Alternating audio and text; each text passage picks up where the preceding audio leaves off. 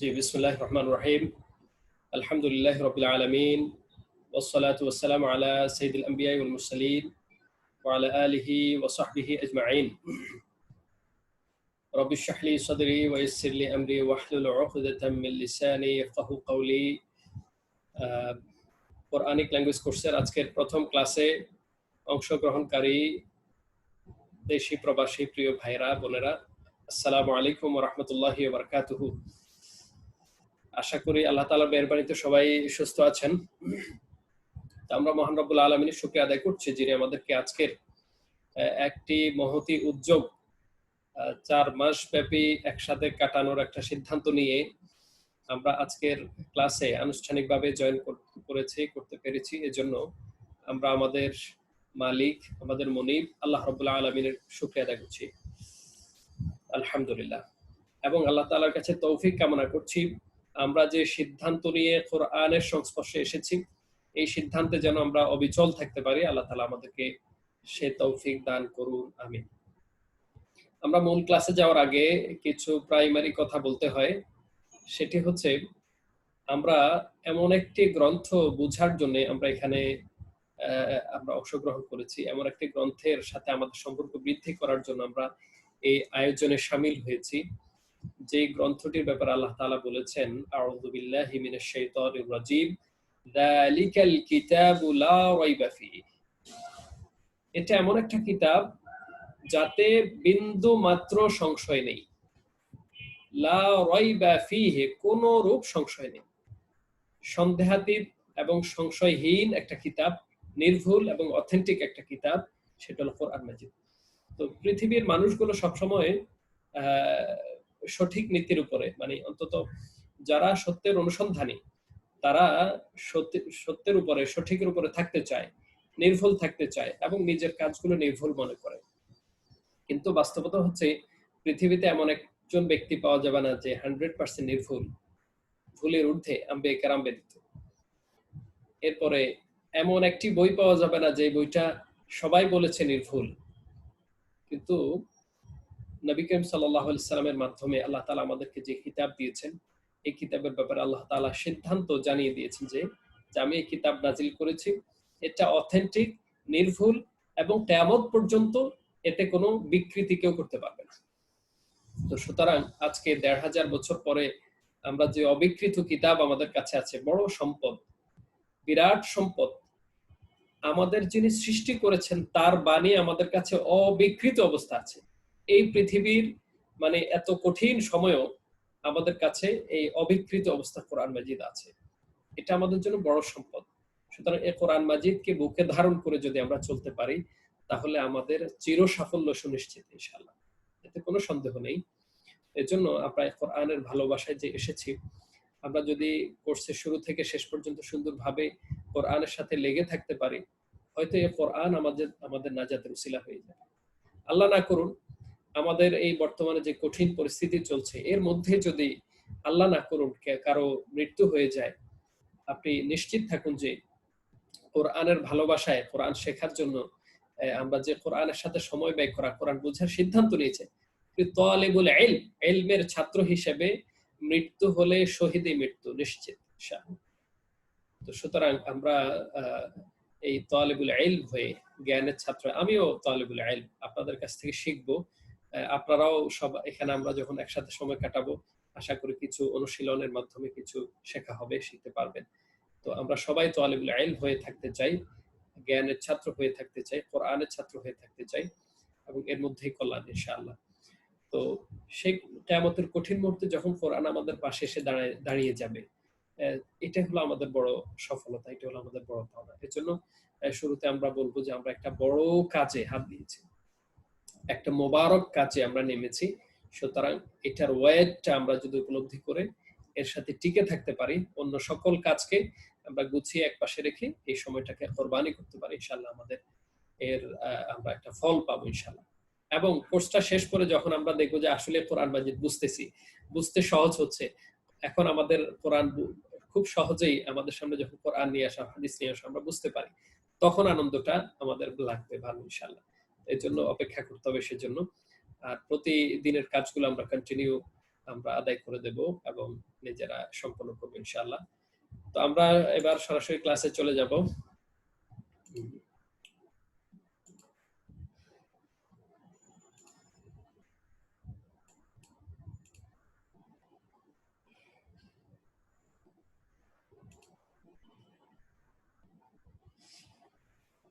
জি, আপনারা নিশ্চয়ই দেখতে পাচ্ছেন এখানে একটা শীট আমরা নিয়ে এসেছি।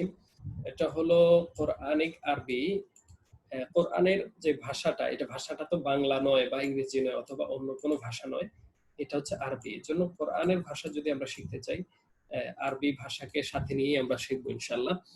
আরবি ভাষার কিছু নিয়ম কানুন, কিছু রুলস এবং ব্যাকরণের কিছু সামান্য কিছু যেটা আমাদের কোরআন বুঝতে সহায়ক হবে, শুধু ততটুকু আমরা এখানে আমাদের আলোচনায় নিয়ে আসবো। যে অংশটুকু আমাদের কোরআন বুঝতে খুব বেশি প্রয়োজন নেই, সেটা আমরা এই পর্বে বা লেভেল 1-এ আমরা আনবো না ইনশাআল্লাহ। তো আপনারা দেখতে পাচ্ছেন এখানে শিরোনাম হিসেবে রাখা হচ্ছে কোরআনী শব্দ ও বাক্যের পরিচয়। কোরআনী শব্দ ও বাক্যের পরিচয় এবং শব্দার্থ নির্ণয়ের কৌশল। এই যে কোরআনের শব্দ এবং বাক্যের সমন্বয় কিন্তু পুরো কোরআন, এর বাইরে কিন্তু কোরআনের কিছু নেই। কোরআনের সবটাই এর কথার মধ্যে চলে আসে। আজকে আমরা যে অংশটুকু পড়বো বা জানবো, এর মাধ্যমে পুরো কোরআনের শুরু থেকে শেষ, একদম বিসমিল্লাহ থেকে শুরু করে নাস পর্যন্ত সবটাই আমাদের একটা কমন মানে আইডিয়া চলে আসবে, যে আমরা পুরো কোরআনের একটা প্রাইমারি ধারণা আমরা পেয়ে যাবো ইনশাআল্লাহ। আরেকটা হলো শব্দার্থ নির্ণয়ের কৌশল। শব্দার্থগুলো আমরা যদি বুঝতে পারি, শব্দার্থগুলো বুঝতে পারলে কোরআন মাজিদ বেশিরভাগই বুঝতে সহজ হবে। শব্দের অর্থ যদি বুঝে আসে, বেশিরভাগ কোরআনটাই আমরা বুঝে ফেলবো ইনশাআল্লাহ।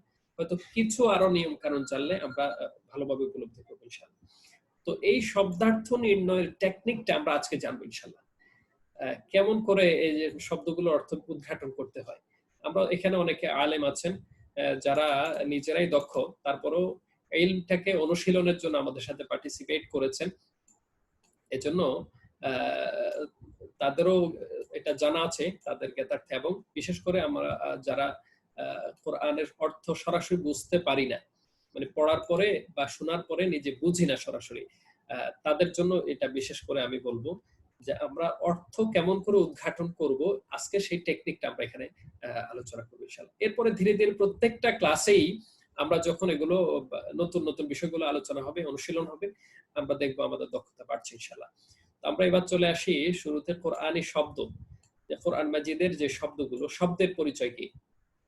যেহেতু এটা আমাদের বাংলা ভাষায় আমরা জানি, ইংরেজি বাংলা প্রাইমারি লেভেলের কথা, এটা আমরা বুঝি যে এক বা একাধিক বর্ণ মিলে কোনো অর্থ প্রকাশ করলে তাকে বলা হয় শব্দ। এক বা একাধিক বর্ণ মিলে কোনো অর্থ প্রকাশ করলে তাকে বলা হয় শব্দ।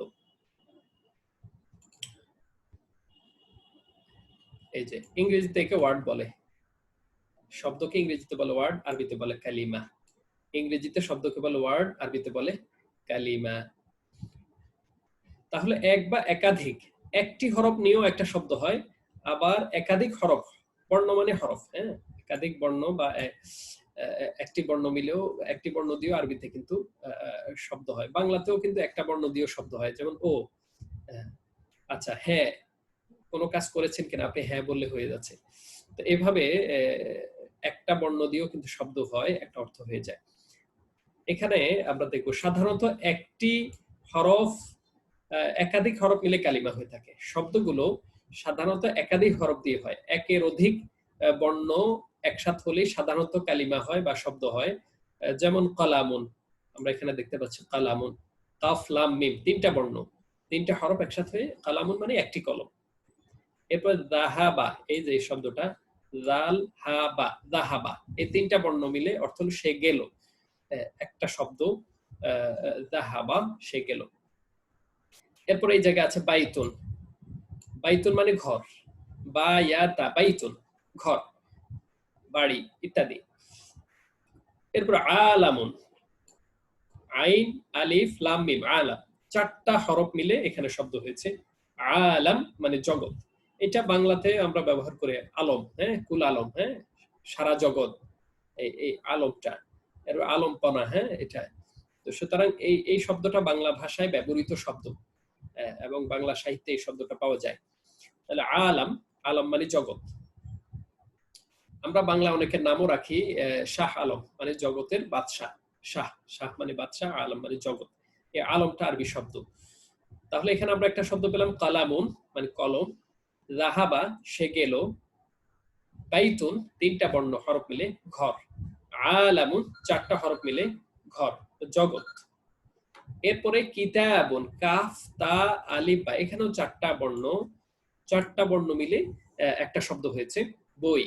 তাহলে একাধিক বর্ণ হয়ে সাধারণত শব্দগুলো গঠিত হয়, একাধিক বর্ণ মিলে সাধারণত শব্দ গঠিত হয়। কিন্তু কখনো কখনো দেখবো যে একটি বর্ণ দিয়েও অর্থ হয়ে যায়, কালিমা হয়ে যায়, শব্দ হয়ে যায়। হরফ হলো একটা, হরফ একটা কিন্তু কালিমাও একটা, মানে একটা বর্ণ একটা শব্দের অর্থ দেয়। যেমন আ, এই যে আ শব্দটা, এই হামজা জবর আ, আ মানে হলো কি, আ মানে হচ্ছে কি। যেমন তুমি কি খেয়েছো, এই যে কি, এই আকালতা, হ্যাঁ তুমি কি খেয়েছো, এই যে আ শব্দের অর্থ কি। এরপর ওয়া, ওয়া শব্দের অর্থ এবং। বাংলায় কিন্তু তিনটা বর্ণ লেগেছে, এ ব এবং অনুস্বার, কিন্তু আরবিতে শুধু ওয়া। দেখেন আরবিটা কত সহজ, আপনি একটা হরফ দিলেন ওখানে তিনটা বাংলা বর্ণ এটার অনুবাদ হয়ে গেল। এরপরে কফ জের কি, কফ জের কি, আমরা বলি না কোরআনের আয়াত ওয়াকিনা আযাবান নার, আল্লাহ তাআলা আমাদেরকে জাহান্নামের শাস্তি থেকে রক্ষা করুন। এই কি শব্দের অর্থ তুমি রক্ষা করো বা আপনি রক্ষা করুন, তুমি রক্ষা করো। কি, এই যে একটা বর্ণ, দেখেন একটা বর্ণ এখানে অর্থ প্রকাশ করছে বাংলায় তিনটা শব্দ। চিন্তা করেন একটা বর্ণ বাংলায় কতগুলো শব্দ, তিনটা শব্দ, এর মধ্যে আবার কতগুলো বর্ণ লুকায়িত। দেখেন তাহলে আরবিটা কত সহজ। এজন্য আল্লাহ তাআলা বলেছেন ওয়ালাকাদ ইয়াসসারনাল কুরআনা লিযিকরি ফাহাল মিন মুদ্দাকির, আমি কোরআনকে অবশ্যই, ওয়া এবং লা মানে অবশ্যই, কাদ মানে নিশ্চয়ই, ইয়াসসারনা সহজ করে দিয়েছি, আল কোরআন কোরআন মাজিদকে, লিযিকরি উপদেশ গ্রহণ করার জন্য, ফাহাল মিন মুদ্দাকির কেউ কি আছে উপদেশ গ্রহণ করার। আল্লাহ তাআলা এত গুরুত্ব দিয়ে বলছেন যে আমি কোরআনকে সহজ করেছি, আমি কোরআনকে সহজ করেছি। এই যে দেখেন এই শব্দ দিয়ে এটাই আলামত আমরা বুঝতে পারছি যে কি মানে হলো আপনি রক্ষা করুন। দেখেন একটা হরফ বাংলাতে তিনটা বর্ণ নয় বরং তিনটা শব্দ এর অর্থ হয়ে যাচ্ছে। সুবহানাল্লাহ। তো এই জন্য কোরআন বোঝা যে সহজ, আমরা এখান থেকে খুব সহজেই অনুমান করতে পারছি। এরপরে তো সুতরাং আমরা বলতে পারি কালিমা হলো অর্থবোধক বর্ণ বা বর্ণ সমষ্টি। কালিমা মানে শব্দ, শব্দ হলো আরবিতে অর্থবোধক বর্ণ বা বর্ণ সমষ্টি। একটা বর্ণ হলেও যদি অর্থ প্রকাশ করে সেটাও কালিমা, আবার একাধিক বর্ণ মিলেও যদি অর্থ প্রকাশ করে সেটা হলো কালিমা, শব্দ। তাহলে কোরআনের শব্দগুলো একটা বর্ণ দিয়েও অর্থ প্রকাশ করে, আবার একাধিক বর্ণ মিলেও একটা বর্ণ অর্থ প্রকাশ করে, এগুলি হচ্ছে শব্দ।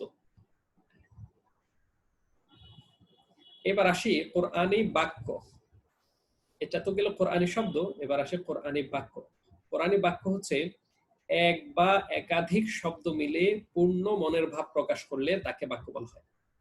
একটি বা একাধিক, এক বা একাধিক শব্দ মিলে যদি পূর্ণ মনের ভাব প্রকাশ করে তাকে বলা হয় বাক্য।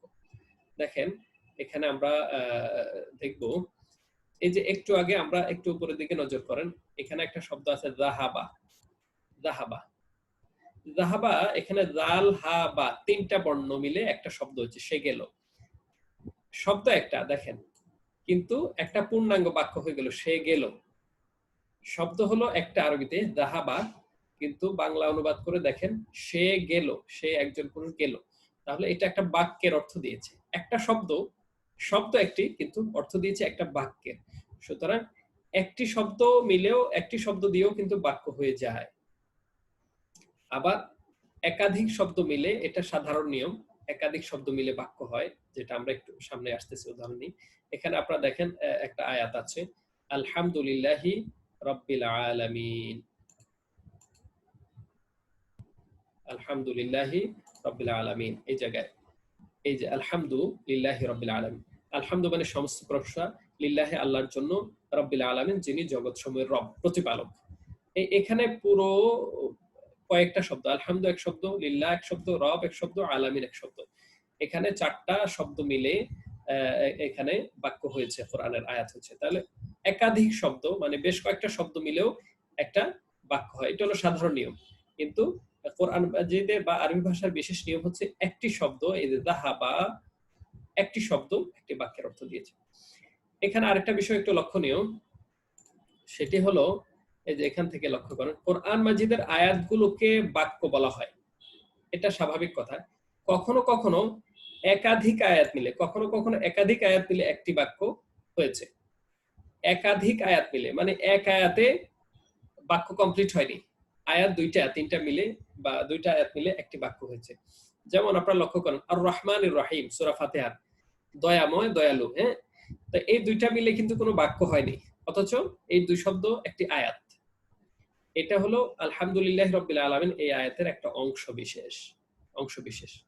তো তাহলে কখনো কখনো দেখা যাচ্ছে যে একটি আয়াত একটি বাক্য হয় না, বাক্যের অংশ হয়। আবার কখনো কোনো কোনো আয়াতে কয়েকটি পূর্ণ বাক্য রয়েছে। কোনো আয়াত আছে যেখানে একটি আয়াতে কয়েকটা বাক্য রয়েছে, এমনও রয়েছে। মানে আয়াত হলো একটা, বাক্য কয়েকটা। যেমন আপনারা লক্ষ্য করেন, আমরা কিছুদিন আগে সিয়াম পালন করেছি, রোজা, সিয়াম সংক্রান্ত আয়াত সূরা বাকারার 185 নম্বর আয়াত, এই যে শাহরু রমাদান আল্লাযী উনসিলা ফীহিল কুরআন, শাহরু রমাদান আল্লাযী উনসিলা ফীহিল কুরআন। শাহরু মানে মাস, রমাদান মানে রোজা, রমাদান যে মাসটা, মাসের নাম, আল্লাযী মানে যা, উনসিলা নাজিল হয়েছে, ফিহে যাতে, আল কোরআন, কোরআন মাজিদ, যেই মাসে কোরআন নাজিল হয়েছে। রমাদান হচ্ছে এমন মাস যে মাসে কি কোরআন নাজিল হয়েছে। একটা বাক্য শেষ, কিন্তু আয়াত শেষ হয়নি। হুদাল লিন-নাসি ওয়া বাইয়িনাতিন মিনাল হুদা ওয়াল ফুরকান, এতটুকু হয়ে এরপর আরেকটা বাক্য শুরু, ফামান শাহিদা মিনকুমুশ শাহরা ফালিয়াসুমহু, ফামান শাহিদা মিনকুমুশ শাহরা ফালিয়াসুমহু। এই যে দেখেন এখানে আয়াত কিন্তু শেষ হয়নি, কিন্তু এই জায়গায় আরেকটি বাক্য শেষ হয়ে গেল। ফামাও শাহিদা, ফা অতঃপর, মান শাহিদা যে পেয়ে যাবে, উপস্থিত হবে, মিনকুম তোমাদের মধ্য থেকে, আশ-শাহরা এই মাসে, ফালিয়াসুমু সে যেন রোজা রাখে, তোমাদের মধ্যে যে এই রমাদান মাস পাবে সে যেন রোজা রাখে। এরপরে পরের আয়াত কিন্তু এখনো শেষ হয়, সামনে আরো আছে বাক্য। তাহলে একটি আয়াতে একাধিক বাক্য রয়েছে, এটা হলো প্রাইমারি ধারণা, আমরা সবাই একটু নলেজে রাখলে হলো। তাহলে কোরআন মাজিদে আমরা যেমন শব্দ পাই তেমন বাক্য পাই, আবার একটি আয়াতে একাধিক বাক্য পাই, কোন আয়াত আংশিক বাক্যের অংশ হয়ে থাকে, যেমন আর রহমানুর রহিম। এই হলো শব্দ এবং বাক্যের, কোরআনী শব্দ এবং বাক্যের প্রাথমিক ধারণা। এবার আমরা চলে আসি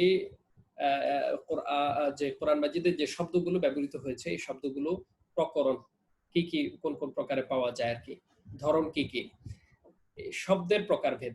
আরবি ভাষায় শব্দকে সাধারণত 3 প্রকার করা হয়েছে। আরবি ভাষায় শব্দ বা কালিমা 3 প্রকার, এটা আমাদের অনেকের জানা থাকতে পারে। বাংলা ভাষায় শব্দকে আমরা 5 প্রকার বলি, ইংরেজিতে পার্ট অফ স্পিচ যেগুলো 8 প্রকার, কিন্তু আরবিতে মাত্র 3 প্রকার। আরবি ভাষা মাত্র 3 প্রকার। মানে এই জায়গায়ও দেখেন এখানেও প্রকার কম, মানে ঝামেলা কম, শেখা সহজ। তো আমরা কিন্তু একটু মানে মেহনত করে, কষ্ট করে ইংরেজি শিখি, বাংলা শিখি বা ব্যাকরণগুলো শিখি, আরবিতে কিন্তু এত মেহনত করা লাগে না, অথচ আমাদের কাছে তোলা হয় যে আরবিটা খুব কঠিন। তো আমরা এখানে ব্যাকরণের সবগুলো বিষয় টাচ না করলেও কিছু মৌলিক বিষয় যেটা কোরআনের সাথে রিলেটেড টাচ করব ইনশাআল্লাহ। তো এখানে আমরা বলছি আরবি ভাষায় শব্দ হলো 3 প্রকার। একটি হলো বিশেষ্য বা ইসম, ইসমুন, দ্বিতীয় হলো ফিআইলুন, তৃতীয় হলো হারফুন। ইসমুন, ফিআইলুন, হারফুন। ইসমুন, ফিআইলুন, হারফুন। আমরা এই টার্মগুলো শিখে রাখলে উপকার হবে ইনশাআল্লাহ। ইসমুন, ফিআইলুন, হারফুন। ইসমুন মানে হলো বিশেষ্য জাতীয় শব্দগুলো, যেগুলো সাধারণত নাউন জাতীয়, নামবাচক শব্দ। আর ফিআইলুন হলো ক্রিয়া বা ভার্ব জাতীয় শব্দগুলো, ভার্ব। আর হারফুন হলো অব্যয়। এখানে প্রিপোজিশন একা বলা যাবে না, এখানে আরো কিছু শব্দ আছে যেগুলো অব্যয়ের অন্তর্ভুক্ত। তাহলে ইসমুন, ফিআইলুন, হারফুন। ইসমুন হলো বিশেষ্য বা নামবাচক শব্দগুলো, নাম জাতীয়, ব্যক্তির নাম, বস্তুর নাম, স্থানের নাম, বা পশু পাখির নাম, গাছগাছালির নাম, তারপর কাজের নামকেও ইসম বলা হয়। কাজের নাম, এই সবগুলো যত কিছুর নাম হবে সবগুলো হলো ইসম। যেমন জায়েদ একজনের নাম, ব্যক্তির নাম। রব হচ্ছেন প্রতিপালক, আল্লাহ তাআলার একটি সিফাত বা নাম। আলহামদু মানে প্রশংসা করা, এটা কার্যত দেখা যাচ্ছে যে এটা একটা ভার্বের মতো, কিন্তু আরবি ভাষায় কাজ করা বা কাজের নামটাও হচ্ছে প্রশংসা, প্রশংসা করা, যাওয়া, খাওয়া, এগুলো সব এসেম, সমস্ত কিছু নাম। এরপর আমরা ফেলের আলোচনা করলে বুঝবো ফেল আর এসেম ব্যবধান কোথায়। তাহলে বিশেষ্য বা এসএম হচ্ছে নামবাচক শব্দ, যত কিছুর নাম বোঝাবে সবই হলো এসএম, যত কিছু নাম বোঝাবে সব কি এসএম। আর ফেল হচ্ছে ফেল বা ক্রিয়া বা ভার্ব যেটাকে বলি, সেটা হচ্ছে কালের সাথে সম্পৃক্ত ক্রিয়াবাচক শব্দ। কালের সাথে সম্পৃক্ত ক্রিয়াবাচক শব্দ, আমরা জানি কাল হলো 3 প্রকার, অতীত, বর্তমান, ভবিষ্যৎ। যেই ফেল গুলো, যেই শব্দগুলো 3 কালের কোনো কালের সাথে সম্পৃক্ত হয় সেটাই শুধুমাত্র ফেল হবে। যেই শব্দগুলো 3 কালে, যেমন অতীতে কেউ করলো, বর্তমানে করছে, সামনে করবে ইত্যাদি যদি বোঝায় তখন সেটা হবে ফেল। যেমন আমরা উদাহরণ হিসেবে দেখছি এখানে আবাদা, আবাদা মানে সে ইবাদত করলো, আবাদা সে ইবাদত করলো। ইয়াবুদু, ইয়াবুদু মানে সে ইবাদত করে, ইবাদত শব্দটা এখানে আসেনি, সে ইবাদত করে, করছে, করবে, বর্তমান ভবিষ্যৎ। ইয়াবুদু, আমরা ইবাদত এই শব্দটা আমাদের বাংলা ভাষায় পরিচিত এবং প্রচলিত, ইবাদত এটা বাংলা হয়ে গেছে এখন। তো সুতরাং এই আবদ, আইন বা দাল, এই এই তিনটা হলো মূল অক্ষর। এই তিনটা মূল অক্ষর দিয়ে যত শব্দ হবে সব জায়গায় মূল অর্থ হবে ইবাদত। হ্যাঁ, তো আবাদা অর্থ সে ইবাদত করলো, এই যে অতীতকালে ইবাদত করলো, তাইলে এটা ফাইল বা ক্রিয়াবাচক শব্দ। ইয়াবুদু সে ইবাদত করছে বা করে অথবা করবে, বর্তমান ভবিষ্যৎ অর্থ দেয়, তাহলে বোঝা গেল এটা একটা ফাইল। ও অবুদ তুমি ইবাদত করো, ও অবুদ তুমি ইবাদত করো, তাহলে এটা করো মানে হয় এখন করো নইলে সামনে করো, ভবিষ্যতে করো, এটাও একটা কালের সাথে সম্পৃক্ত হয়েছে। তাহলে যতগুলো শব্দ কোনো কালের সাথে, অতীত হোক, বর্তমান হোক বা ভবিষ্যৎ হোক, কোনো কালের সাথে সম্পৃক্ত হবে সবগুলো কি ফেল।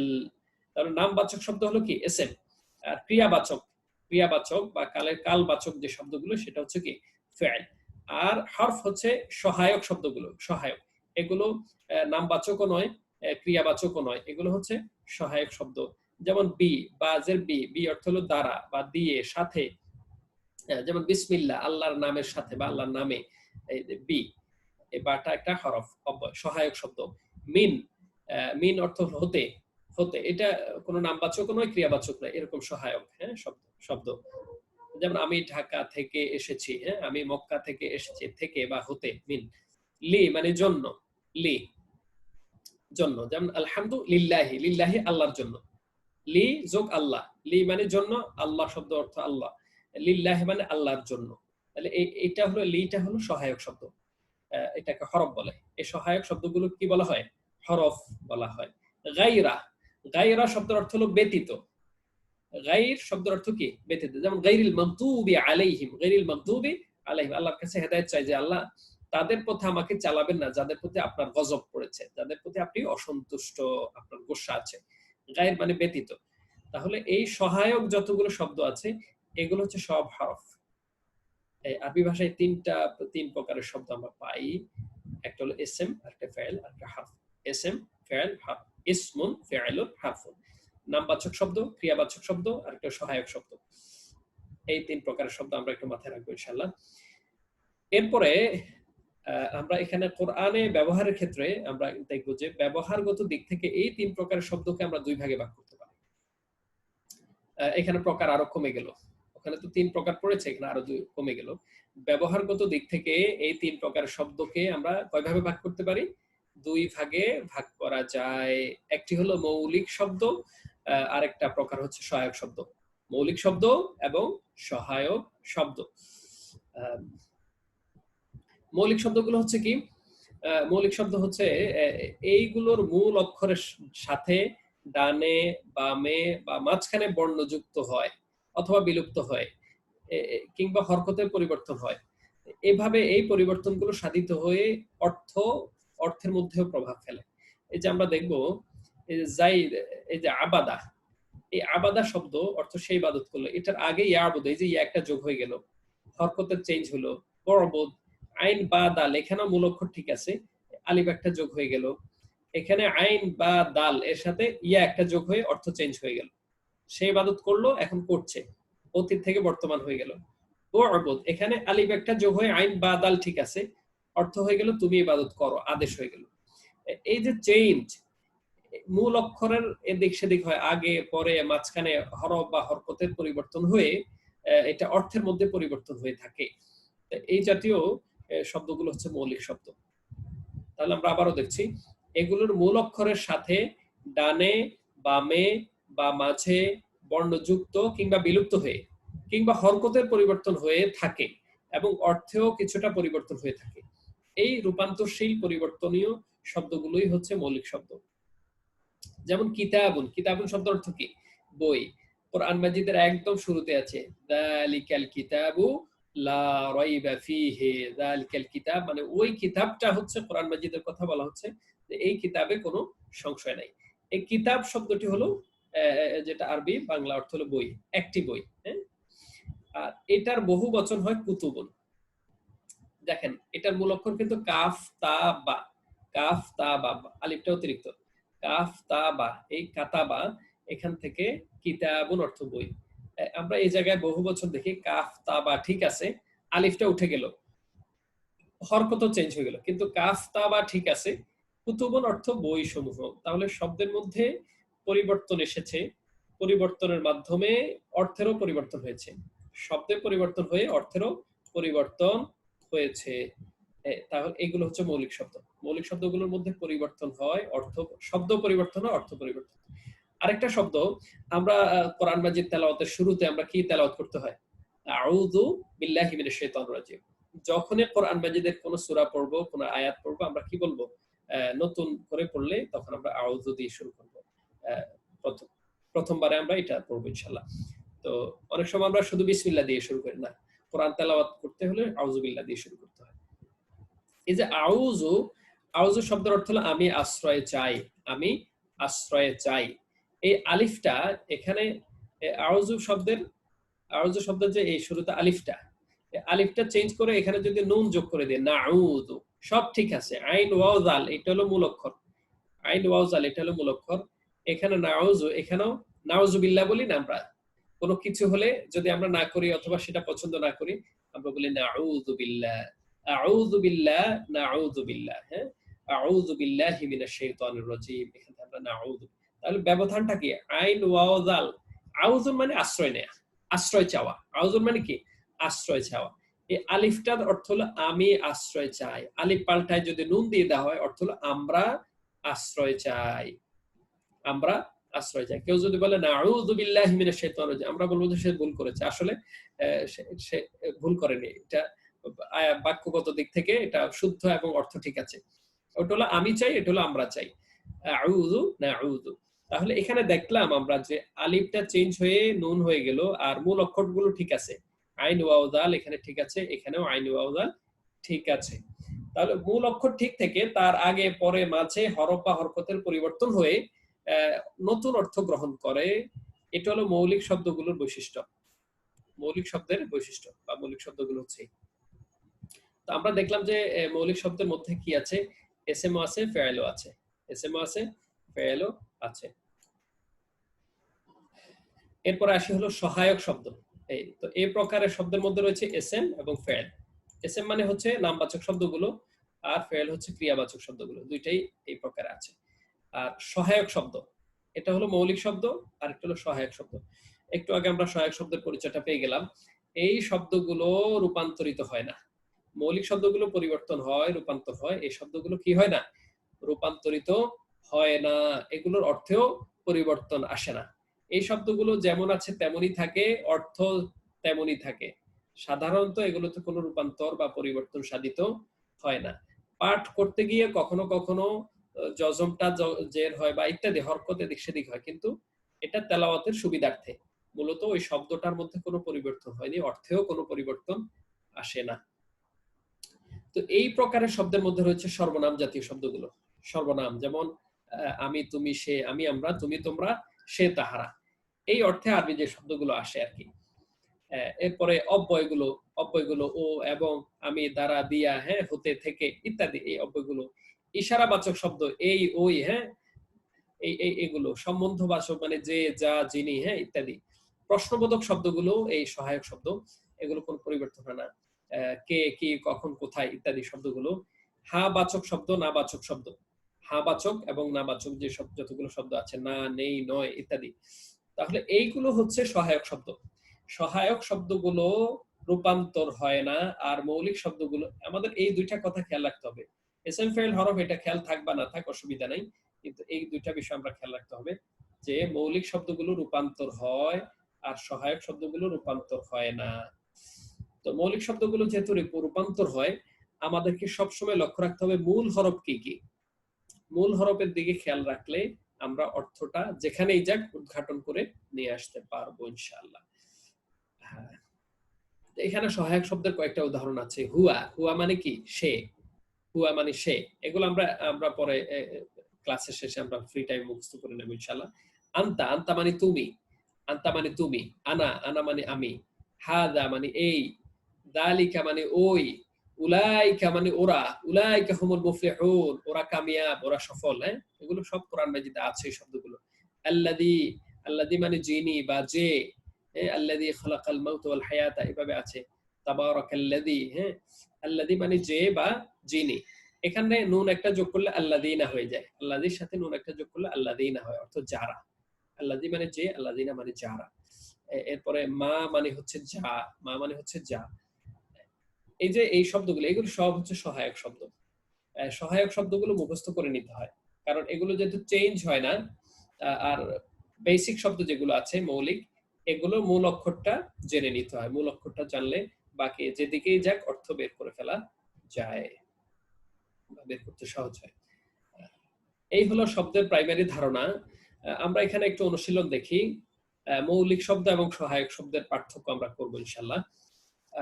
এই জায়গায় আমরা একটু আপনাদের কাছ থেকে একটু হালকা করব।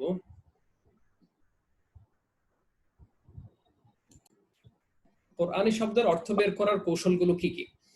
এখানে আমি 5টা বিষয় নিয়ে এসেছি। 5টা বিষয়। একটা কথা 5 নাম্বারটা আগেই বলে দিয়েছি যে সহায়ক শব্দগুলো মুখস্থ করে ফেলতে হবে। এটা আপনাদেরকে আমরা কিছু শীট সরবরাহ করব ইনশাআল্লাহ। আবার প্রত্যেক শীটেও কিছু থাকবে। শীট দেখে মুখস্থ করলেও হবে, আর ওয়ার্ড মিনিং দিলে সেখান থেকেও মুখস্থ করতে পারবেন ইনশাআল্লাহ। এখানে বাকি 4টা হলো গুরুত্বপূর্ণ। আপনি অর্থ বের করার টেকনিকটা আমরা একটু পরে আসতেছি অনুশীলনে, তখন এটা কাজে লাগবে ইনশাআল্লাহ। 1 নম্বরে আমরা বললাম যে মূল হরফের দিকে লক্ষ্য রাখা। মূল হরফের দিকে লক্ষ্য রাখা। তার মানে মৌলিক শব্দ নিয়ে আমরা কথা বলছি। মৌলিক শব্দগুলোর মূল অক্ষর বা মূল হরফ কি, এটা আমরা একটু খেয়াল করব। যেমন এখানে অনুশীলনে আসবে আমরা একটু পরে, তখন আবার এটা শেয়ার করব। প্রথম কথা হলো মূল হরফের দিকে খেয়াল রাখতে হবে। দ্বিতীয় হলো পরিচিত শব্দ ধরে, পরিচিত শব্দ ধরে মর্ম বোঝার চেষ্টা করতে হবে। যেমন যখন আমি তেলাওয়াত করব, ওখানে কারো নাম যদি থাকে, যেমন মুসা আলাইহিস সালামের কথা আসতেছে, তাহলে মানে বুঝবো মুসা আলাইহিস সালামকে নিয়ে আল্লাহ তাআলা বলতেছেন কিছু একটা। মানে এটা প্রাইমারি আপনি শব্দটার বাক্যটা বা আয়াতের অর্থ ধরার একটা উসিলা হিসেবে নিতে পারেন বা এটা মাধ্যম নিতে পারেন। কোন ব্যক্তির নাম আসতেছে, ইব্রাহিম আলাইহিস সালামের নাম আসতেছে, অথবা কোন বস্তুর নাম আসতেছে, যেমন বাক্কা, মক্কা নগরীর কথা আসতেছে। এটাকে কোরআনে এসেছে বাক্কা, মানে পূর্ববর্তী নাম ছিল মক্কার বাক্কা নাম। তো এই এই এই নামটা দিয়ে আপনি বুঝতে পারতেছেন। মিশরের কথা আছে, সেখানে আপনি মিশরের স্থানের নাম, হ্যাঁ, ওই স্থানের নাম দিয়ে আপনি বুঝতে পারতেছেন যে বনি ইসরাইলের বিষয়ের কথা বলতেছে, বনি ইসরাইলের আলোচনা আসতেছে, তার মানে হচ্ছে ওই গোষ্ঠীর বিষয়ে কিছু একটা বলতেছেন আল্লাহ তাআলা। এরপরে কোন বিষয়ের দিকে আমরা খেয়াল করব যে বিষয়টা কোন বিষয়ে আলোচনা হচ্ছে অর্থ ধরার জন্য। যেমন সালাতের আকিমুস সালাহ, সালাতের আলোচনা আসতেছে, তার মানে আপনি আকিম অর্থ না জানলেও আপনি বুঝতে পারতেন যে সালাতের কথা আল্লাহ বলছেন। যাকাত ওয়া আতুস যাকাত ওয়াল্লাযীনা হুম লিয-যাকাতি ফাইলুন, এই যাকাত শব্দটা আমরা পরিষ্কারভাবে যদি আমরা শুনি যে হ্যাঁ যাকাতের আলোচনা হচ্ছে, তাহলে আমরা যখনই পরিচিত যে শব্দ আয়াতের মধ্যে আসবে, আমরা ওই শব্দ ধরেও অর্থটা উদ্ধার করার চেষ্টা করতে পারি। প্রথম কথা হলো মূল অক্ষরের দিকে দৃষ্টি রাখা, তাইলে যেই ফরম্যাটেই আসুক না কেন অর্থ বুঝতে সহজ হবে। আরেকটা হলো পরিচিত শব্দ ধরে মর্ম বোঝার চেষ্টা করতে হবে। তৃতীয়ত হলো সূরার শিরোনাম ধরে অর্থ বোঝার চেষ্টা করতে হবে। সূরার শিরোনাম, ধরেন আমরা একটা সূরায় আসলাম,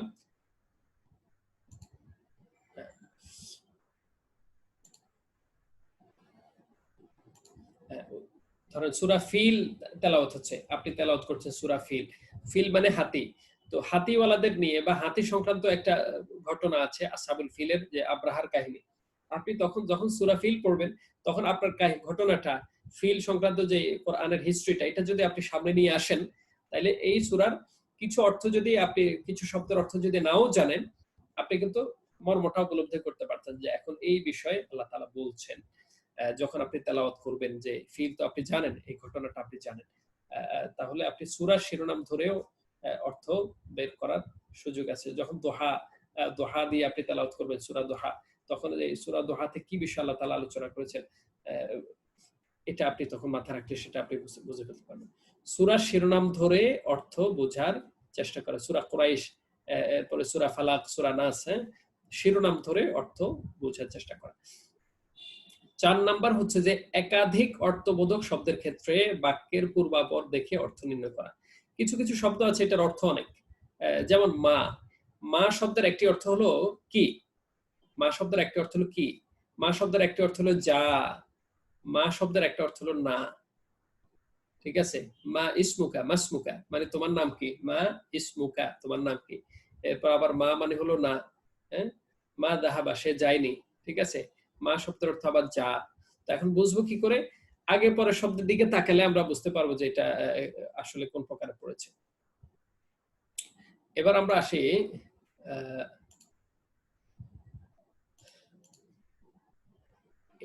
এখন যে আমরা পয়েন্ট গুলো বললাম, এটার অনুশীলন যে আসলে এটা কতটুকু কার্যকর, এটা আমরা দেখব, অ্যাপ্লাই করব এখন আমরা ইনশাআল্লাহ। এটা অ্যাপ্লিকেশনের মাধ্যমে আমরা বুঝবো যে আসলেই এই তথ্যগুলো বা এই কৌশলগুলো কার্যকর কিনা। এখন আমরা খুবই মজা পাবো যে আমরা কোরআন মাজিদে যে কতগুলো শব্দের অর্থ জানি, কিন্তু নিজেরা মনে করতেছি জানি না। কোরআন মাজিদের কতটুকু যে আমরা বুঝি, আসলে বুঝি মানে বোঝার যোগ্যতা আছে, দক্ষতা আছে, কিন্তু আমরা মনে করছি যে আমরা বুঝি না। এই অনুশীলনটার দিকে দেখলে আমরা খুব সহজে অনুমান করতে পারবো ইনশাআল্লাহ। আমরা প্রথম টেকনিক বলেছি যে মূল হরফের দিকে লক্ষ্য রাখা, মানে শব্দটার মূল অক্ষর কি, মূল অক্ষরের দিকে দৃষ্টি দেয়া। যেমন কোরআন মাজিদে আমরা যে আয়াতটা তেলাওয়াত করি যে রব্বানা যালামনা আনফুসানা ওয়া ইল্লাম তাগফির লানা ওয়া তারহামনা লানাকুনান্না মিনাল খাসিরিন। এই যে এখানে আয়াতের আমরা মূল অর্থের দিকে এখন যাব না, আমরা জাস্ট শব্দগুলোর দিকে একটু লক্ষ্য করি। এই রব্বানা, এই রব শব্দটা, রব, রব শব্দটাকে আমাদের পরিচিত কিনা? রব, রব মানে কি? আল্লাহ, আল্লাহ, আল্লাহকে আমরা রব বলি, হ্যাঁ? তাহলে এই শব্দটা বাংলা ভাষায় ব্যবহৃত। আমরা অনেক গান গাই, রবকে তোমার, দিন কি তোমার, হ্যাঁ? এভাবে রব্বুল আলামিন বলি। এগুলো সব বাংলা ভাষায় ব্যবহৃত হচ্ছে। তাহলে রবটা এখানে আমাদের পরিচিত শব্দ, মূল অক্ষর। এরপর জলাম না, জুলুম। এ জ লাম মিম, আপনারা লক্ষ্য করেন লাল দাগ দেয়া আছে মৌলিক শব্দগুলোতে। জলাম না, জুলুম। জুলুমটা বাংলা না আরবি? তো বাংলা হয়ে গেছে। আরবি ছিল কিন্তু এখন বাংলা ভাষায় এটা আছে। জুলুম, জুলুম নির্যাতন, হ্যাঁ, এটা আমরা শব্দটা অনেক অনেক বেশি ব্যবহৃত শব্দ। এটা একদম সাধারণ অশিক্ষিত মানুষও জানে। সাধারণ খেটে খাওয়া মানুষও কিন্তু এই জুলুম শব্দটা জানে। তাহলে এটা কিন্তু আরবি আর থাকেনি, এটা বাংলা হয়ে গেছে। তাহলে নুন আলিফ বাদ দিলে এই জুলুম, জলাম, জ লাম মিম, জলামা, হ্যাঁ, এই জুলুম, জলাম, হ্যাঁ, বিভিন্ন রূপে ব্যবহার হবে, কিন্তু মূল অক্ষর দেখব জ লাম মিম, জুলুমটা। এই জুলুম শব্দটাও বাংলা।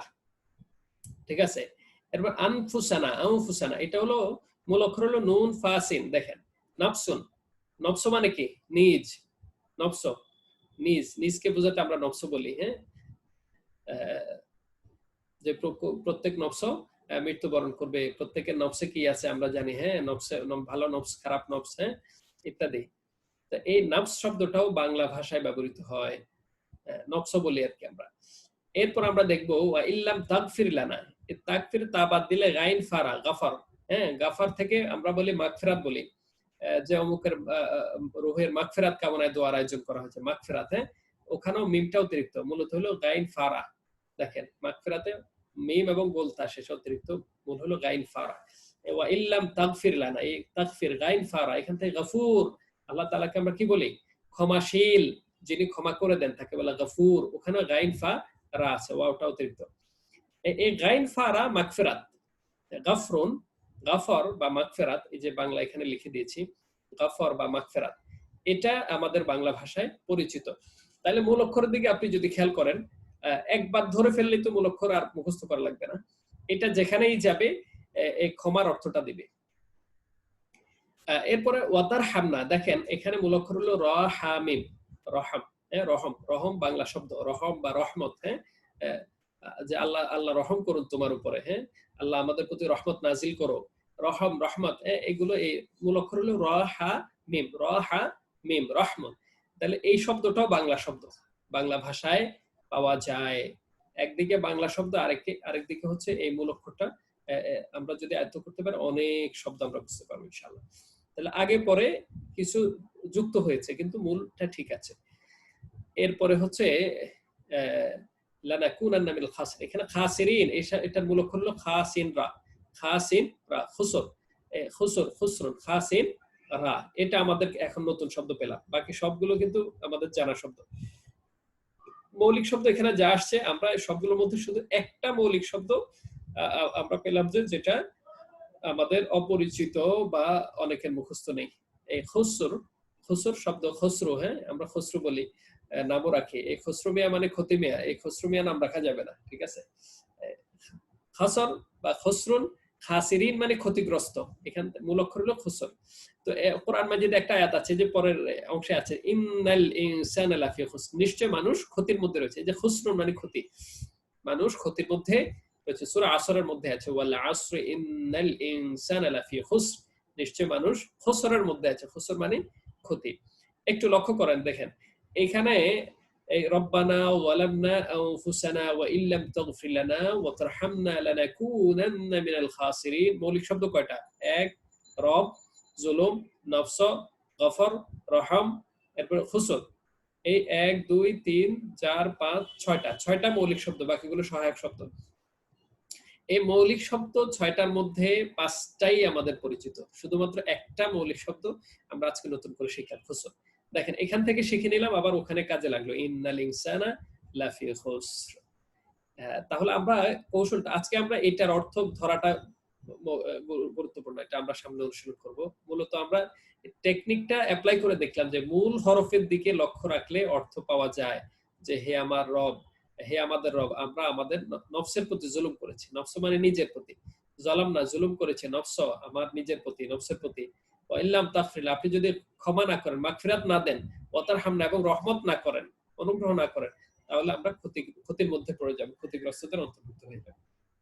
তাহলে মূল শব্দগুলো যদি আপনি বুঝে ফেলেন, অর্থ বের করা খুবই সহজ, কারণ সহায়ক শব্দগুলো আমরা কোর্সের ফাঁকে ফাঁকে মুখস্থ করে ফেলবো। আর মূল শব্দগুলো ধরতে পারলে সহায়ক শব্দ আয়ত্ত হয়ে গেল, এরপর আপনি কোরআন খুব সহজে বুঝবেন ইনশাআল্লাহ। এরপর আমরা দ্বিতীয় টেকনিক বলেছি, এই অনুশীলনগুলো আমরা পুরো কোর্সে পাবো ইনশাআল্লাহ, এজন্য আজকে আমরা ডিপে যাচ্ছি না। দ্বিতীয় কৌশল আমরা বলেছিলাম যে পরিচিত শব্দ ধরে মর্ম বোঝার চেষ্টা করা, পরিচিত শব্দ ধরে মর্ম বোঝার চেষ্টা করা। যেমন আমরা এখানে কয়েকটা আয়াত নিয়ে এসেছি, লক্ষ্য করুন, খুবই চমৎকার এটা। আল্লাহ তাআলা বলছেন, ইয়া ইয়াহইয়া খুযিল কিতাবা বিকুওয়া, ইয়া ইয়াহইয়া খুযিল কিতাবা বিকুওয়া, আপনারাই অর্থ করতে পারবেন। ইয়াটা হলো হে, মানে এটা হলো সহায়ক শব্দ হে। ইয়াহইয়া, ইয়াহইয়া, ইয়াহইয়া হলো একজন নবীর নাম, ইয়াহইয়া আলাইহিস সালাম। তাহলে এখানে এই শব্দটা আমাদের পরিচিত। এরপরে খুজ ধরেন অপরিচিত ধরলাম। কিতাব, কিতাবটা আমাদের পরিচিত, বাংলায় কিতাব তো বাংলা শব্দ, এটা আরবিতে আছে। আর কুয়া, আর যে শব্দটা আমরা একবার এখানেও সেটি বা ক্লাসে আলোচনা করে ফেলবো, সেটাকে তখন আমরা অজানা বলবো না, আমরা বলবো এটাও আমাদের জানা শব্দ। আর যেটা বাংলায় আছে সে তো জানাই। কিতাব শব্দটা বাংলা, এর কুওয়াত, কুওয়াত, কুওয়াত হলো সেটাও বাংলা শব্দ হয়ে গেছে। কুওয়াত শব্দটাও বাংলা, কুওয়াত মানে শক্তি, হ্যাঁ, কুওয়াত ক্ষমতা, এই শব্দটা বাংলা ভাষায় ব্যবহার করি এবং আপনারা দেখবেন অভিধানে এই শব্দ আছে।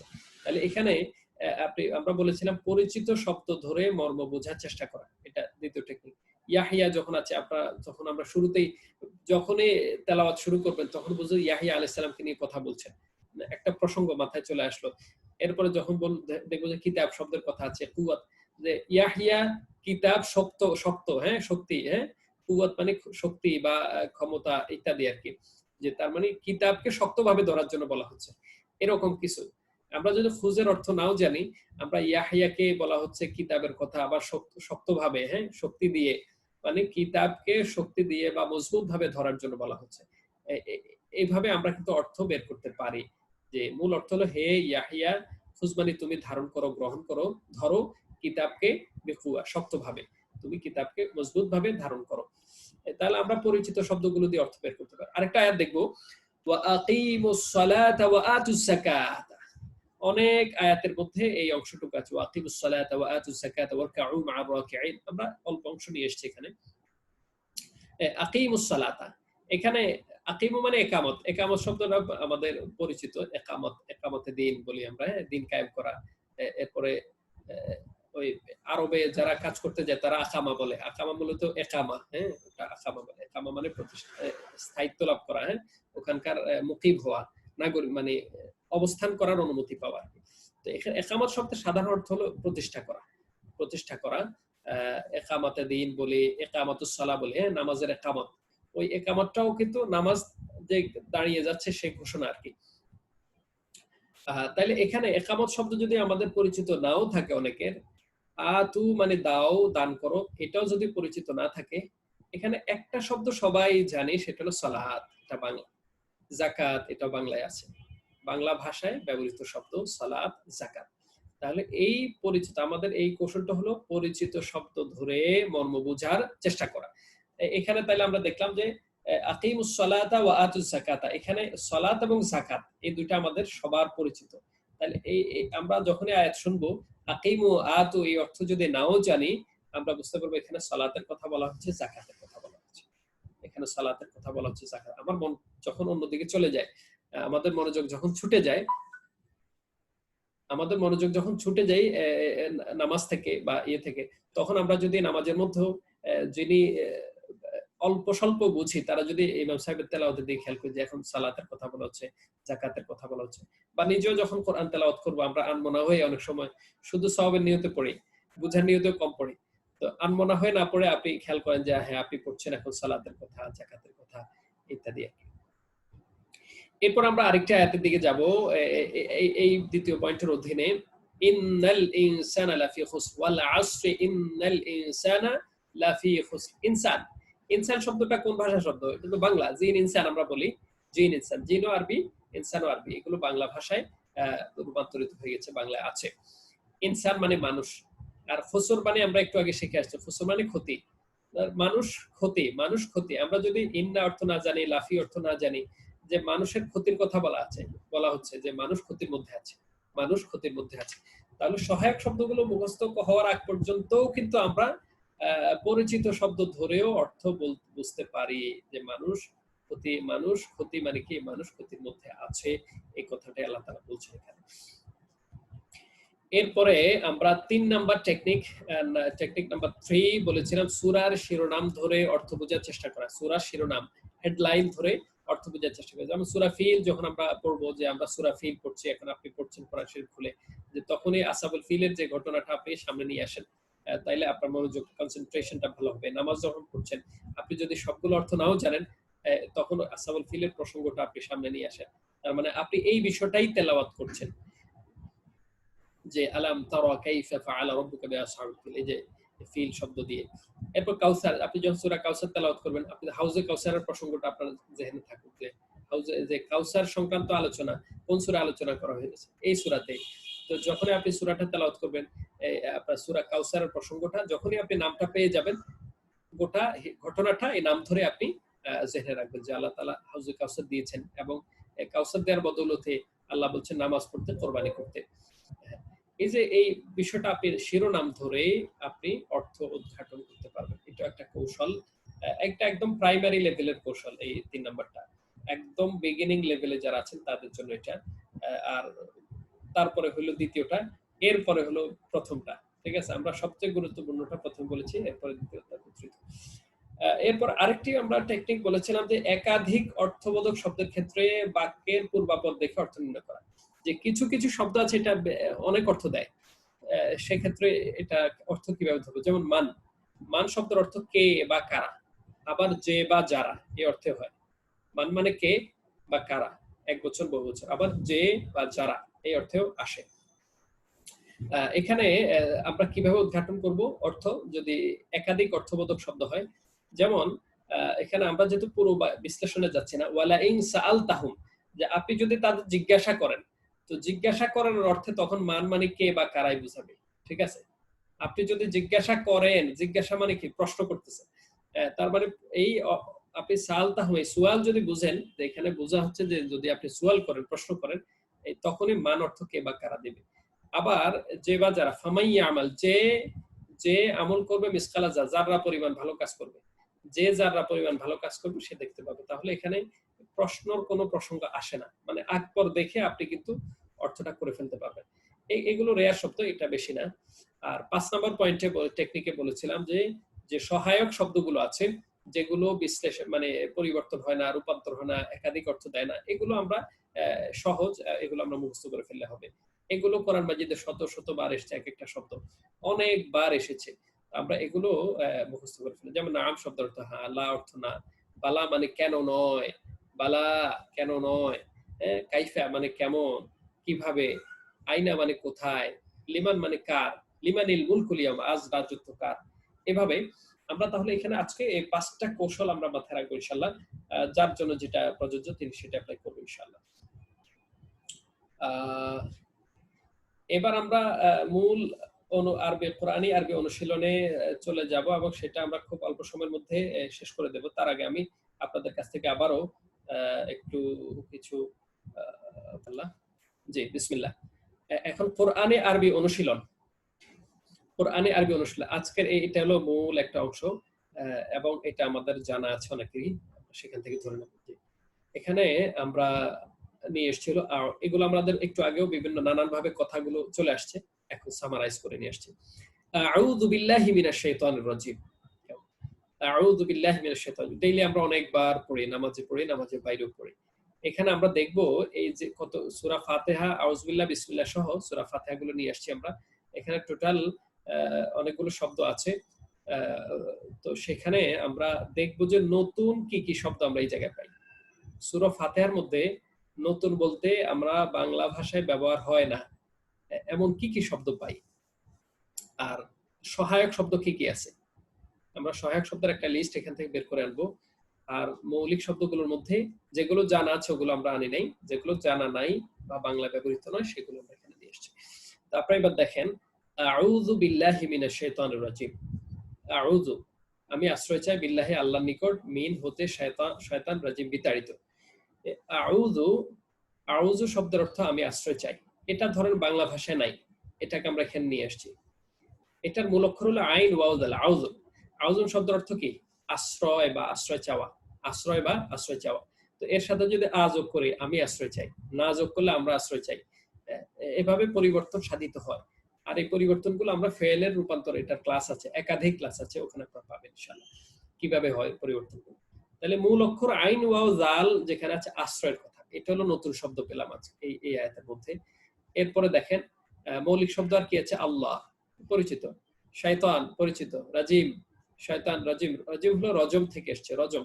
আমরা এটা বাংলা শব্দের ভাষায় আছে, কোনো বিবাহিত নারী পুরুষ যদি জেনা করে তাদেরকে পাথর নিক্ষেপ করে, রজম করে, এই রজম শব্দটা বাংলা ভাষায় পরিচিত, আমাদের হয়তো অনেকেরই জানা থাকার কথা। রজম মানে পাথর নিক্ষেপ করা, নিক্ষেপ করা। আর রাজিম মানে হলো যার উপর নিক্ষেপ করা হয়, বিতাড়িত, এই রজম থেকে রাজিম। তাহলে এইটাও বাংলায়, শয়তানও বাংলা, রজমও বাংলায়, আল্লাহ তো আছেই। এখানে মৌলিক 4টা শব্দের মধ্যে শুধু আউযু এটাই শুধু হলো আমাদের কাছে নতুন বা বাংলা ভাষায় নেই। আর বা এই যে লাল চিহ্নিত শব্দগুলো হলো সহায়ক শব্দ, বা মানে দ্বারা, দিয়ে, হ্যাঁ, বা নিকটে, আউযু বিল্লাহি আল্লাহর নিকটে, এই যে নিকটে বাটা। আর মিন মানে থেকে, এটাও সহায়ক শব্দ, বা এবং মিন এখানে দুইটা হলো সহায়ক শব্দ। এখানে দেখেন বা যোগ আল্লাহ, বা যোগ আল্লাহ, বিল্লাহ দুইটা মিলে কি হয়েছে, বাজের বি যোগ আল্লাহু, দুইটা মিলে এই আলিফের জবরটা চলে গেল বিল্লাহি, বিল্লাহি হয়ে গেল, বিল্লাহ মানে আল্লাহর নিকটে। এরপরে আমরা দ্বিতীয় আয়াতে চলে যাই, মানে বাক্যে চলে যাই। এটা হলো কোরআন মাজিদের একটা আয়াত, বিসমিল্লাহির রহমানির রহিম, বিসমিল্লাহির রহমানির রহিম। এখানে যদি ইসমি লাল হয়ে গেছে, এটা বাটা, এখানে বা হলো এই যে একটু আগে আমরা পড়ে আসছি, বা মানেই দ্বারা, দিয়ে, সাথে। হ্যাঁ, এটা বিসমি মানে আল্লাহর নাম দিয়ে বা আল্লাহর নামের সাথে। বাংলা আমরা সহজ করে আল্লাহর নামে বলি। তাহলে বাটা হলো এখানে হরফ, মানে সহায়ক শব্দ। বা মানে হচ্ছে কি সহায়ক শব্দ। মূল শব্দ হলো কি ইসমুন আল্লাহ আর রহমান আর রাহিম। রহমান রহিম দুইটার অর্থে দয়াময় বা দয়ালু, পরম করুণাময়, অতি দয়ালু। এখানেও চারটা মৌলিক শব্দ পেলাম, ইসমুন, আল্লাহু, আর রহমান, আর রহিম। আর এখানে বিসমিটা হয়েছে বা জের বি যোগ ইসম, এসএম মানে নাম। একটু আগে আমরা পড়ে আসছি এসএম ফেল হরফ, এসএম মানে নাম। তো তাহলে বিসমি মানে আল্লাহর নামে। এই জায়গায়ও এসএমটা যেহেতু আমাদের পরিচিত হয়ে গেছে, ও আল্লামা আদম আল আসমা কুল্লাহা, হ্যাঁ, এই ওখানেও যে আল্লাহ তাআলা আদম আলাইহিস সালামকে সমস্ত কিছুর এসএম শিখিয়েছেন, নাম শিখিয়ে দিয়েছেন। এইখানে আমরা আল্লাহ শব্দটি পুরাতন পরিচিত, রহমান পরিচিত, রহিম, রহমান রহিম পরিচিত, এসএম পরিচিত, বাটা হরফেজা মানে এটা হলো সহায়ক শব্দ, সহায়ক শব্দ। এখানে আমাদের নতুন কোনো শব্দ পেলাম না। এরপরে তৃতীয় বাক্যে চলে আসি, আলহামদুলিল্লাহি রাব্বিল আলামিন। আলহামদ, এই হামদ, হামদ মানে প্রশংসা। হামদ সানা আমরা বলি না বাংলায়, হামদ এবং সানা, হামদে বারি তাআলা পেশ করবেন। ইসলামী সঙ্গীত যেগুলো আল্লাহর প্রশংসা সম্বলিত, সেগুলোকে আমরা বলি কি হামদে বারি। হামদ মানে প্রশংসা। তাছাড়া আলহামদু বা আলহামদুলিল্লাহ, এটা আমাদের বাংলা ভাষায় ব্যাপক ব্যবহৃত শব্দ। কোনো সুখবর হলে, ভালো কিছু হলে আমরা আল্লাহ প্রশংসা করি হামদ, আলহামদুলিল্লাহ। হ্যাঁ, আলহামদুলিল্লাহ। তাহলে এই আলহামদুলিল্লাহ পুরাটাই এখন বাংলা। হ্যাঁ, আলহামদুলিল্লাহ। আলাদাভাবেও যদি বলি, হামেদ, আহমাদ, মোহাম্মদ, হ্যাঁ, এগুলো সব প্রশংসা। মাহমুদ বলি, হ্যাঁ, মাহমুদ প্রশংসিত, এগুলো হামদ থেকে এসছে সবগুলো।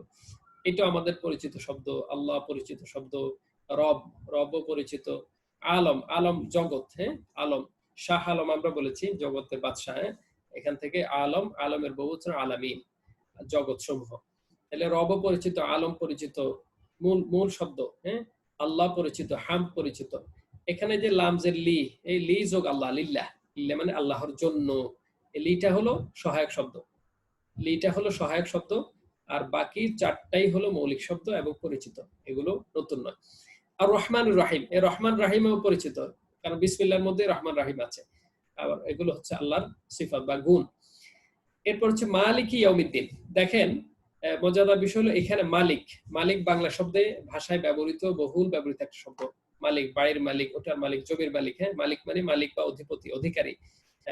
দিন, দিন মানে হলো, দিনের কয়েকটা অর্থ, একটা হলো বিচার, আর একটা হলো দিন মানে হলো ধর্ম। হ্যাঁ, দিন দুনিয়ার মালিক বলি না, পরকাল এবং দুনিয়ার মালিক। মূলত পরকালে যে বিচার, এটাকে বোঝার এখানে অর্থ করা হচ্ছে, ওই অর্থটা নেওয়া হচ্ছে। তাহলে দিনটাও আমাদের পরিচিত শব্দ, বাংলায় ব্যবহৃত শব্দ, মালিকও পরিচিত বা ব্যবহৃত শব্দ। ইয়াউমটা হলো নতুন, ইয়াউমটা হলো বাংলায় নেই। ইয়াউম শব্দের অর্থ হলো দিন বা আজ। আজ, আজ বুঝাইতেও ইয়াউম বলে, আবার দিন বুঝাতেও ইয়াউম আসে। তাহলে মালিক, দিন, দিন মানে বিচার, তাহলে বিচার দিবসের মালিক। এখানে শুধু ইয়াউমুন শিখলেই বাকি আমাদের পুরো বাক্যটা আমাদের জানা হয়ে যায়। এরপরের বাক্যে আসি, ইয়াকা না'বুদু ওয়া ইয়াকা নাস্তাঈন। এখানে মূল শব্দ হলো দুইটা, না'বুদু এবং নাস্তাঈন। আর ইয়াকা হলো সহায়ক শব্দ। ইয়াকা মানে হলো কেবল তোমাকে, কেবল তোমাকে, ইয়াকা। আর ওয়াও মানে এবং, আবার ইয়াকা, একই, কেবল তোমাকে। এটা হলো সহায়ক, এগুলো মুখস্থ করে নিতে হবে। আর না'বুদু, দেখেন নুনটা বাদ দিলে মূল অক্ষর কি, আইন বা দাল, আইন বা দাল। আব্দুন বা ইবাদত, আব্দুল, হ্যাঁ, আব্দুল মানে গোলাম, বান্দা, দাস। ইবাদত, এখান থেকে আবাদা থেকে ইবাদত, ইবাদত মানে হলো ইবাদত করা, আল্লাহর গোলামি করা, দাসত্ব করা বা ইবাদত করা। তাহলে ইবাদত শব্দটাও বাংলা। ইবাদতের মূল অক্ষর হলো আইন বা দাল, এখানে নুন এসছে সাথে। তাহলে এখানে না'বুদু মানে ইবাদতের কথা বলা হচ্ছে। আর বাংলা অর্থ হলো আমরা ইবাদত করি, আমরা ইবাদত করি। আর ইয়াকা কেবল তোমাকে, ওয়া ইয়াকা এবং তোমাকে, তোমার নিকটই কি করি, নাস্তাঈন আমরা সাহায্য চাই। এই শব্দটা বাংলায় নাই। নাস্তাঈন, নাস্তাঈন মানে আমরা সাহায্য চাই। অবশ্য বাংলায় অন্যভাবে এটাকে আমরা ব্যবহার করি, মুস্তাআন বলি। হ্যাঁ, মুস্তাআন, কেউ যদি কারো কাছে যদি ভয়ঙ্কর কোনো ব্যক্তি হয়, তার কাছে সবাই হেল্প চায়, নত হয়, তখন তাকে মুস্তান বলে। হ্যাঁ, মুস্তাআন। হ্যাঁ, এটাও বাংলায় আছে আর কি, ভিন্ন ভাবে ভিন্ন শব্দে ব্যবহার হয়, বিকৃত হয়ে। তো এইটা হলো নাস্তাঈন মানে হলো সাহায্য চাওয়া বা আমরা সাহায্য চাই। এই আয়াতের মধ্যে শুধু একটা শব্দ হলো মৌলিক শব্দ, দুইটার মধ্যে একটা নতুন। আর আরেকটা ইবাদা, এটা কুরআন। এরপর ইহদিনাস সিরাতাল মুস্তাকিম, ইহদি এসছে হেদায়েত থেকে, হেদায়েত শব্দটা বাংলায় ব্যবহৃত শব্দ। সিরাতুল মুস্তাকিম এটাও বাংলা শব্দ। আমরা সিরাতুল মুস্তাকিম সবাই বলি, হ্যাঁ, সরল পথ, হ্যাঁ, সিরাতুল মুস্তাকিম সরল পথ, এটাও বাংলায় আছে। অনেক কবিতা সাহিত্যে আপনারা এই শব্দটা পাবেন বাংলায়। আর হেদায়েত তো আছেই। আর না মানে আমাদেরকে, এটা হলো সহায়ক শব্দ। তাহলে তিনটা মৌলিক শব্দ, তিনটাই বাংলা ভাষায় ব্যবহৃত। এরপর সিরাতাল লাযীনা আন'আমতা আলাইহিম, এখানে মৌলিক শব্দ সিরাত এবং আন'আমতা। সিরাত মানে একটু আগে পড়ে আসলাম, পথ বা রাস্তা। আর আন'আমতার মূল অক্ষর হলো নুন আইন মিম, নাম, নেয়ামত, নেয়ামত বাংলা শব্দ। আল্লাহ যে তাদের পথে, যাদের প্রতি আপনি নেয়ামত দিয়েছেন, হ্যাঁ। এরপর গায়রিল মাগদুবি আলাইহিম ওয়ালাদ দালিন, এখানেও মৌলিক শব্দ হলো মাগদুব এবং দালিন। মাগদুব এসছে দেখেন মাঝখানে গাইন দ বা গজব, গজব মানে গোসা, রাগ, যে যাদের প্রতি আল্লাহ পাক গোসা করেছেন, রাগান্বিত হয়েছেন, তাদের পথে আমাদেরকে চালাবেন না। দলিন, এখানে এই শব্দটা নতুন। দলিন এসছে দলাল থেকে, দলাল মানে গোমরাহি বা পথভ্রষ্টতা, যারা পথহারা, হ্যাঁ, পথহারা হয়ে গেছে, তাদের পথে চালাবেন না। তাহলে এখানে এই একটা শব্দ দলিন পেলাম। তাহলে পুরো আয়াতে আউযু থেকে শুরু করে ওয়ালা দালিন পর্যন্ত আমরা নতুন শব্দ পেলাম কয়টা?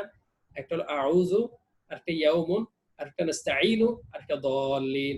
1 2 3 চারটা আমরা মৌলিক শব্দের মধ্যে চারটা নতুন শব্দ পেলাম। এবার দেখেন এখানে একটা কথা আছে যে এখানে 26টি মৌলিক শব্দ আছে। এখানে আপনারা গুণে দেখেন টোটাল মৌলিক শব্দ কয়টা আছে? 26টা।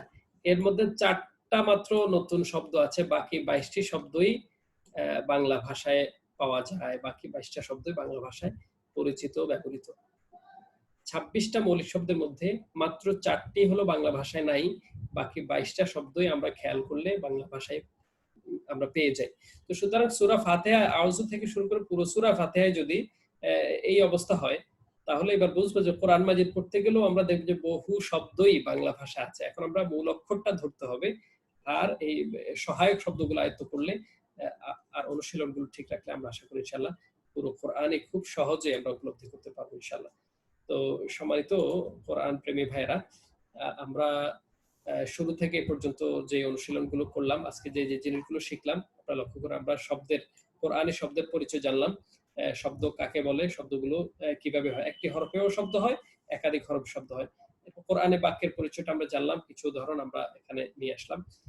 তারপর শব্দের আরবি ভাষায় সাধারণত 3 প্রকারের শব্দ করে, ইসম, ফাইল, হরফ। তো আমরা সেখান থেকে 2 প্রকারের শব্দ আমরা বলেছি, মৌলিক শব্দ, সহায়ক শব্দ। এই 2 প্রকারের শব্দ। মৌলিক শব্দগুলো চেঞ্জ হয়, এসএম ফাইল গুলো চেঞ্জ হয়, অর্থ পরিবর্তন হয়। আর সহায়ক শব্দগুলো চেঞ্জ হয় না, এগুলো মুখস্থ করে নিতে হয়। আর এখানে আমরা কোরআনি শব্দের অর্থ বের করার আমরা 5টা টেকনিক এখানে বলেছি। 4টা মূলত, একটা হলো মুখস্থ। এই 5টা কৌশল বা 4টা কৌশল আমরা যদি আয়ত্ত করতে পারি ইনশাআল্লাহ, বা খেয়াল রাখতে পারি, তাহলে আমরা কোরআনের যে আয়াতগুলোর অর্থ আমরা খুব সহজেই আমরা বের করতে পারবো, বুঝতে পারবো ইনশাআল্লাহ। সর্বশেষ আমরা এখানে একটা অনুশীলন, সূরা ফাতিহার অনুশীলনটা আমাদের সামনে নিয়ে আসলাম, যে এখানে কতগুলো শব্দ আমরা নতুন করে পেলাম। আপনারা এভাবে যখনই কোনো সূরা পড়বেন, আপনারাও 5টা একটা কৌশল অ্যাপ্লাই করবেন, এবং পাশাপাশি নিজেরাও খেয়াল করবেন যে এখানে কয়টা শব্দ আমরা বাংলা ভাষায় পাই আর কয়টা নতুন শব্দ। এটা আমরা যদি খেয়াল করে দেখবেন যে খুব সহজেই ধীরে ধীরে আমরা কোরআন মাজিদ আমরা বুঝতে সক্ষম হব, এবং পাঠের ক্ষেত্রে যখন পাঠ করব তখন আমাদের স্মৃতিতে কোরআনের চিত্রটা ফুটে আসবে, এবং আমরা বুঝতে পারবো ইনশাআল্লাহ আল্লাহ তাআলা কি বলছেন। তো আমরা আজকে সময় একটু বেশি নিয়েছি, যেহেতু শুরুতে প্রাইমারি কিছু কথা বলতে হয়েছে। তো এই পর্যায়ে আমরা সর্বোচ্চ আমরা 2 মিনিট, কারো যদি প্রশ্ন থাকে আমরা প্রশ্ন নেব।